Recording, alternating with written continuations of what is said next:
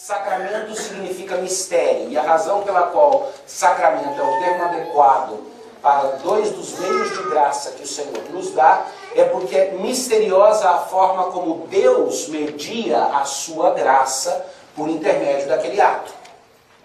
E os únicos dois sacramentos, que outros chamariam de ordenanças, e são ordenanças do Senhor, porque são as únicas duas coisas que Jesus instituiu como ordem para que a igreja repetisse, os sacramentos ou ordenanças são apenas dois: a Santa Ceia do Senhor e o batismo.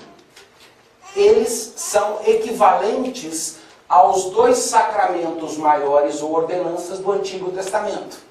No Antigo Testamento, dentre as muitas coisas que o Senhor ordenava do seu povo, havia duas que basicamente faziam parte da identidade do povo de Israel na sua essência maior. Os sacrifícios no templo podiam cessar e Israel continuaria sendo Israel. Se não tivesse o templo, se não tivesse altar, se a Arca da Aliança foi levada, não tinha jeito de fazer os sacrifícios. Mas havia duas coisas que identificavam o povo de Israel: ordenanças perpétuas que o Senhor deu a eles. Uma delas era a Páscoa, que era a celebração da saída do Egito. Quando Deus tirou o povo de Israel do Egito, quando o anjo do Senhor levou o primogênito de cada egípcio, mas os israelitas foram salvos, tiveram os seus primogênitos preservados, porque o sangue de um cordeiro estava na verga da porta da casa deles, e aquele sangue fez com que então o anjo do Senhor não tirasse aquela vida. Foi instituído naquele momento a Páscoa do Senhor, que envolve um cordeiro imolado, envolve pães asmos, envolve uma refeição onde aquele cordeiro precisa ser comido de cabo a rabo, inteirinho, até o fim, não pode sobrar. Tem até ordens específicas: se você não tiver gente suficiente na sua casa, o cordeiro for grande, convida um vizinho, mas tem que comer tudo. Esse era um dos sacramentos do Antigo Testamento. E o segundo era a circuncisão, que dizia que todo homem, todo macho nascido do povo judeu seria circuncidado ao 8º dia, teria o seu prepúcio, a pele do seu órgão reprodutor, cortado como marca de que ele estava sendo inserido numa aliança que Deus tinha com o seu povo. No Novo Testamento, esses dois sacramentos vêm e são traduzidos. A ceia do Senhor é a Páscoa cristã. Nós não celebramos mais a Páscoa na antecipação, não matamos um cordeiro e comemos a carne dele, comemos pães asmos, na expectativa de uma libertação, na lembrança da saída do Egito e na expectativa de um Redentor e de um Cordeiro. Hoje, de fato, a nossa Páscoa é a ceia do Senhor, onde o sangue do Cordeiro que foi morto por nós de forma definitiva, não existe mais a repetição do sacrifício, e a carne daquele Cordeiro de Deus que tira o pecado do mundo, são partilhados por nós como igreja. E a segunda ordenança que vem do Antigo Testamento e é transformada e perpetuada no Novo Testamento é o batismo, com algumas diferenças. Primeiro, a circuncisão era apenas para os homens, porque a aliança era mediada somente através da posteridade dos homens. As mulheres faziam parte de Israel indiretamente através de seus pais ou seus esposos. Mas não havia um equivalente para elas. No Novo Testamento, o batismo é dado para homens e mulheres, porque não existe mais essa mediação do relacionamento com Deus, exceto através de Cristo. E através do mesmo Cristo, homens e mulheres se relacionam com Deus.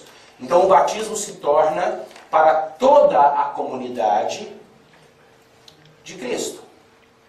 A segunda diferença é que o batismo, a circuncisão no Antigo Testamento era só para aquele que fazia parte da nação de Israel. Hoje o batismo é apenas para aquele que é inserido no reino de Deus.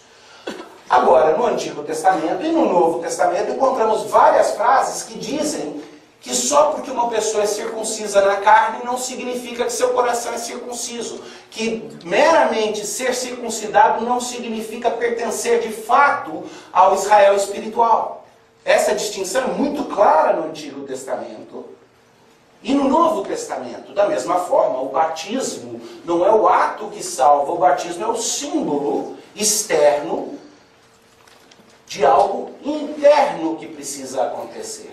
Na Santa Ceia do Senhor, comer o pão e beber o cálice sem arrependimento, sem discernir o corpo de Cristo, no máximo traz juízo. Por quê? Porque ele traz o julgamento de quem está profanando um ritual, fazendo por fora, mas não por dentro.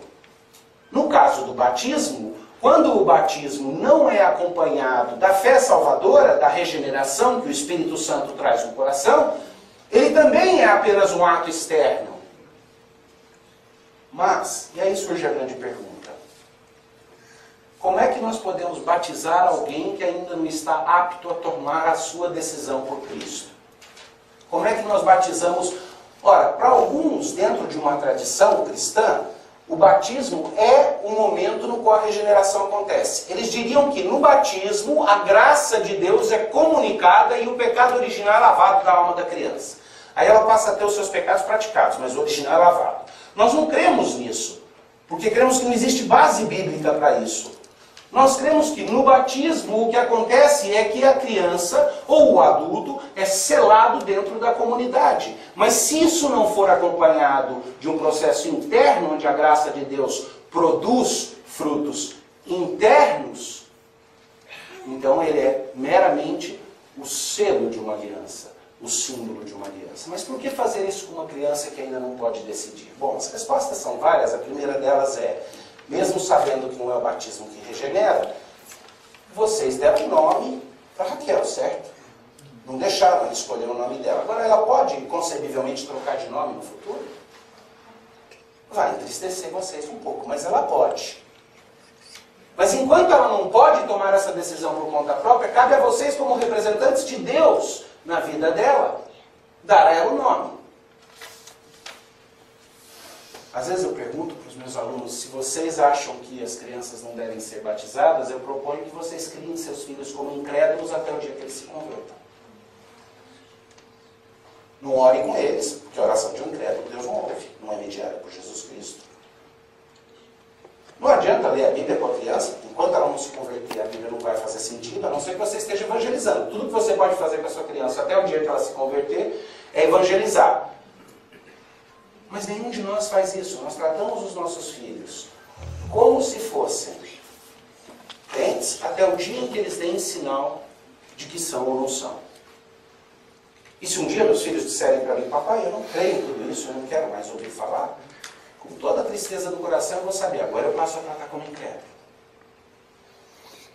Da mesma forma, no batismo, nós selamos o adulto que se converteu adulto, ou a criança que é filha da promessa, filha da aliança, filha de pais crentes. Essa criança é trazida diante da igreja e ela é selada com o batismo cristão, que insere essa pessoa na comunidade da fé e diz que até o dia em que ela terá de dar testemunho próprio, se crê ou não crê naquilo, essa criança vai ser tratada como membro da família de Israel.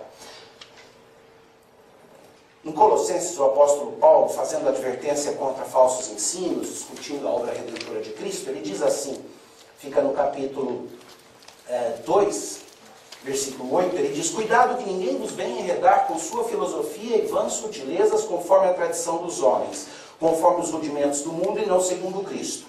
Porque nele habita, isso é, em Cristo, corporalmente toda a plenitude da divindade.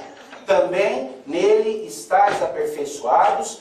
Ele é o cabeça de todo o principado e potestade. Ele é o cabeça de todos os poderes. Nele também fostes circuncidados. Essa é a conexão da circuncisão. Nele também fostes circuncidados. Não por intermédio de mãos, mas no despojamento do corpo da carne, que é a circuncisão de Cristo, tendo sido sepultados juntamente com ele no batismo, no qual igualmente fostes ressuscitados, mediante a fé no poder de Deus, que o ressuscitou dentre os mortos.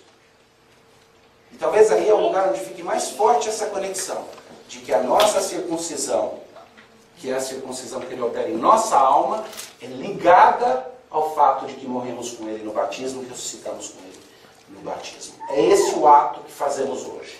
Então, 3 lembretes importantes. Não presumimos comunicar graça a Raquel. Quando formos batizar a Raquel, a única graça que é mediada por este sacramento é aquela da comunhão dos santos e de pertencer à Assembleia de Cristo. Mas a regeneração da alma dela vai ser algo pelo qual ainda vamos orar e pedir a Deus, confiantes de que, como filha da promessa, ela já começa com uma grande vantagem, crescendo no meio do povo de Deus. A segunda coisa é que esse batismo não é um ato vazio de sentido. Ele não é uma mera apresentação do bebê. Ele é mais que isso. Ele é um testemunho da igreja e de Deus para vocês e para a comunidade. E essa é uma grande diferença. Pergunte-se se o batismo é um testemunho seu para o mundo de uma coisa que você decidiu, ou se o batismo é um testemunho de Deus para os pais, para a própria criança e para a comunidade. Se ele tem a origem em Deus ou se ele tem a origem num ato meu. E a terceira coisa é que esse batismo implica promessas. Daqui a pouco eu vou chamar vocês, nós vamos cantar um cântico antes, mas eu vou pedir de vocês algumas promessas relacionadas a como vocês vão educar a Raquel, a como vocês vão ensinar a Raquel como se ela fosse crente até o dia em que ela dê evidências num sentido ou em outro. Tratá-la como filha da promessa, como filha da aliança. Por implicação, o pedido aos avós que honrem esse desejo dos pais e que tomem por si mesmos a responsabilidade de zelar também, especialmente se os pais um dia vierem a faltar, para que a Raquel cresça no temor do Senhor, no conhecimento de Deus, para que ela conheça a Bíblia. E vou requerer algumas promessas da comunidade, que em resposta a essa aliança dos pais, façam aliança também diante de Deus, prometendo apoiar nesse mistério. E aí nós vamos celebrar essa maravilhosa promessa e que fique marcado sempre que foi no dia da Páscoa que a Raquel recebeu o seu batismo e que haja da nossa parte júbilo e confiança de que esse é um dos 2 atos que Deus claramente determinou, que tem origem nele e os quais dependem para a sua efetividade em Deus e na obra que Ele mesmo faz internamente nos nossos corações.